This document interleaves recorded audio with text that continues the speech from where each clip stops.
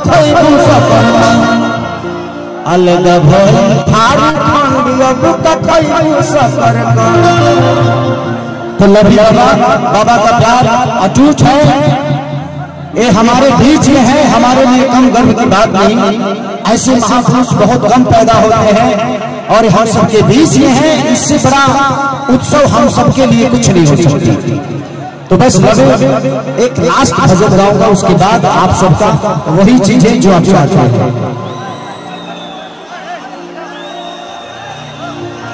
कि कमर दमेज नहीं गारंटी। तो बस कि जो मेरा हाथ मैया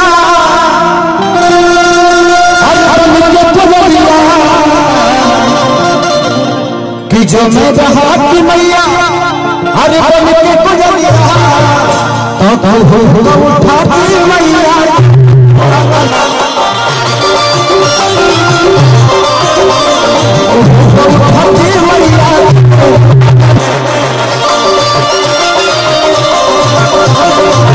जो मेरे हाथ की मैया बन के बजलिया, जो मेरे हाथ की मैया बन के बजलिया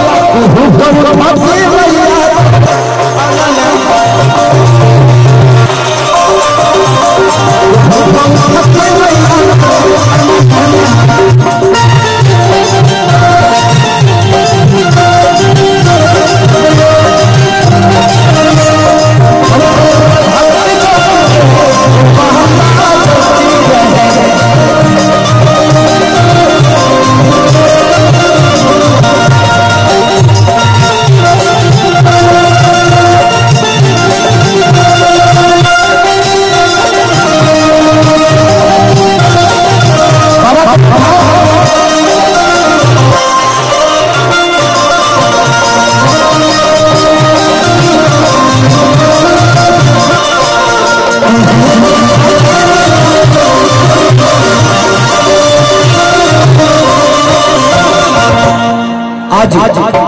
इस जन संग्राम को देख ऐसा लगता है कि जिंदगी में जो संजय भैया, बच्चू भैया, पागल भैया ने मुझे दे दिया वो शायद जीवन पता नहीं कब मिलेगा, क्योंकि आप लोगों की मोहब्बत ने आज मुझे लगता है कि 5 लाख पब्लिक से मिलवा दिया।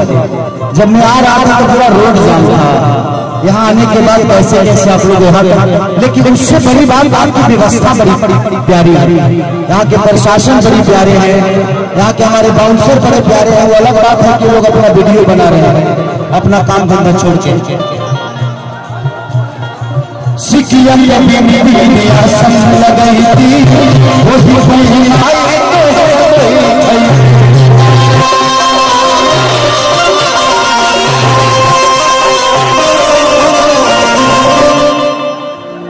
इनका सेक्रेटरी तो ही होगा का। अरे हाँ भौजी अब बुझा गई कि रात रात में कहाँ बात करे ले, तोहरे से बतिया ले सिकिया बिना संग लगई ओही बहे माई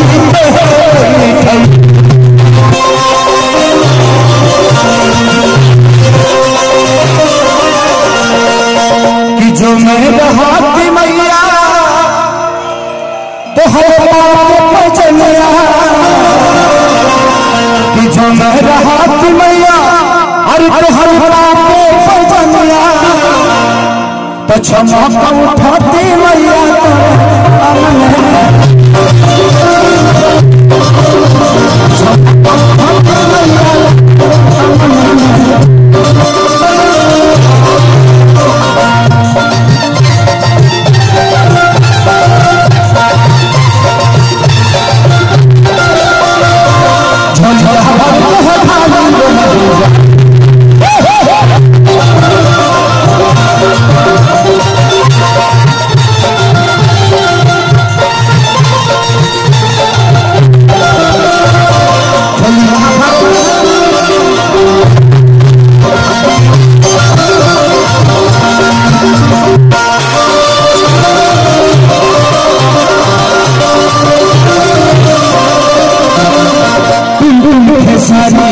कहने गोहारी हो पूजिले मैया चरनिया तोहारे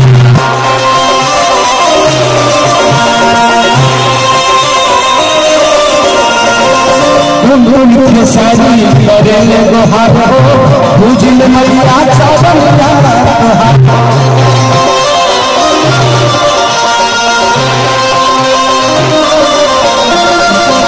कि जो मेरे हाथ मैया तो हर माथे के बिंदिया कि जो मेरे हाथ मैया तो हर माथे के बिंदिया चले के तो चमक उठाती मैया तो